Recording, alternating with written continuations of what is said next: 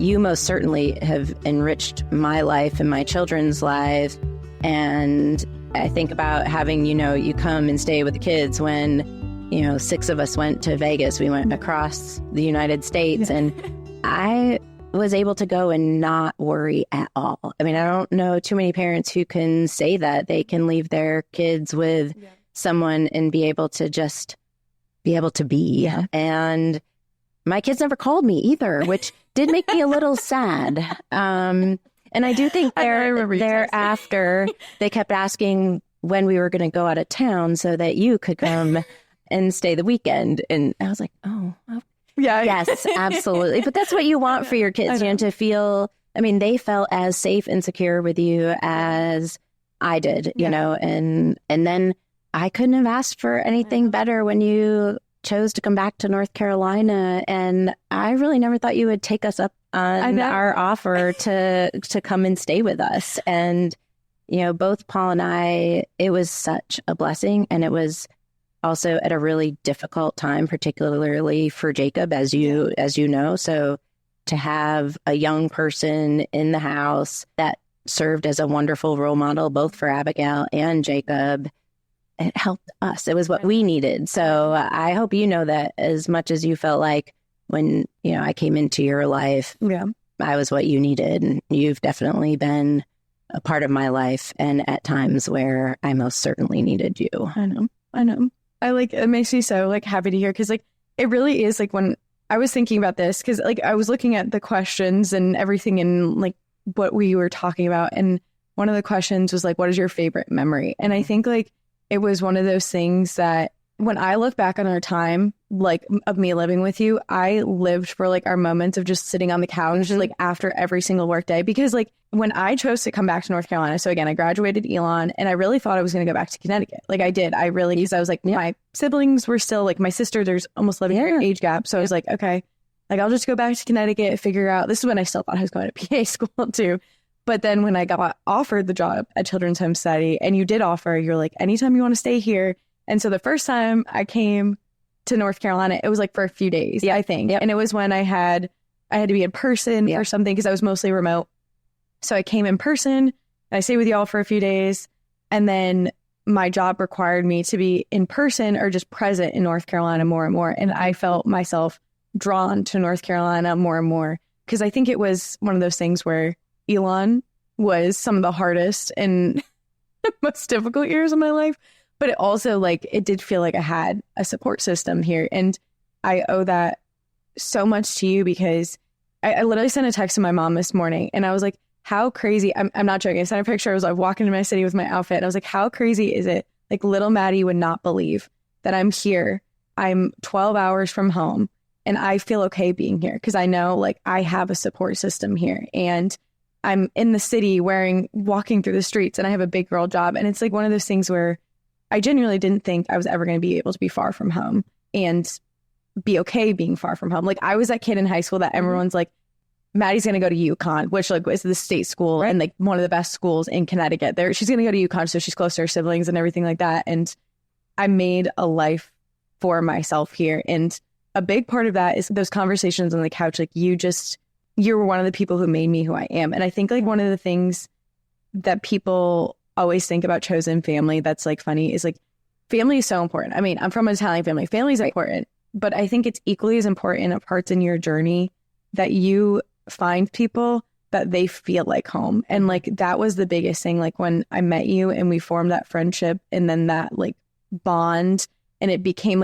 again, you said, you saw yourself in me. I saw me and you, those times where I would come downstairs, I'd be oh my gosh, Anna said this, or and Anna's one of my best friends. I'd be what do I say? Or I don't know how, take a breath. I know. Yeah, exactly. And it was just the empathetic part of me I saw in you, and the emotions. It was almost you were my soundboard. It was an older version of myself that I was looking at. And it's crazy because it really was. It was if being with you and the kids and Abigail and Jacob and Paul felt like home. And I never felt, it is funny because when I tell people our situation, it doesn't feel weird to me whatsoever, whatsoever. But other people are wow, really?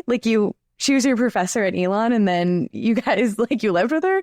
And I'm like, yeah, but it like, I would never refer to her as my professor at Elon. Right. Like that was, and that's what you started as, but that's never the title that I would give the situation whatsoever, because automatically, and then I met your kids and like they immediately like just were two of like the kindest, most loving, outgoing, just themselves. Like Abigail, and anybody who has a chance to meet Abigail Tapler knows it. But when I met her, I think she was like 6 or 7 when I met her. She was, Yeah. And then I thought she was like 15. She's 10 now. Yes, I know. And she's just like this ray of sunshine. And Jacob is the same way. Like Jacob, and I always say this, and I've said this to you, think before, like he's going to change the world in his own way because he beats to his own drum, but like in a way that he just cares so much about people around you. But that's a direct reflection of you and Paul, because there's like not a lot of people who would do what you did. And again, just like you say, it was good for y'all. It was like,